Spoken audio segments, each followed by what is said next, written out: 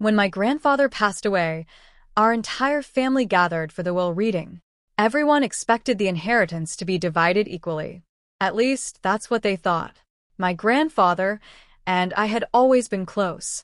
I visited him every week, helped him with errands, and spent hours listening to his stories. But the rest of the family barely showed up. They only visited when they needed something. Still, I never imagined what would happen at the lawyer's office that day. When the lawyer started reading the will, the room went quiet. Most of the family received small gifts. But then he reached the final part. My grandfather had left his house and most of his savings to me. Suddenly the room exploded with anger. My uncle started arguing. My cousin said it wasn't fair. Even my aunt accused me of manipulating my grandfather. But the lawyer calmly explained something important. My grandfather had updated the will 2 years earlier, and he had recorded a message explaining his decision. The lawyer pressed play. My grandfather's voice filled the room. He said he chose the person who was actually there for him, the person who helped him when no one else did.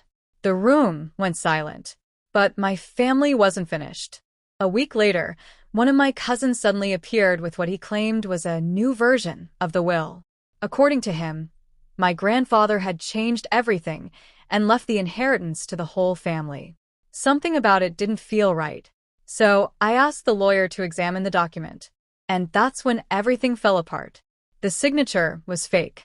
The date didn't match any official records. My cousin had forged the will. He wasn't trying to share the inheritance.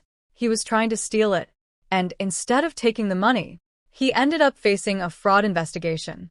Turns out, greed can make people do very stupid things.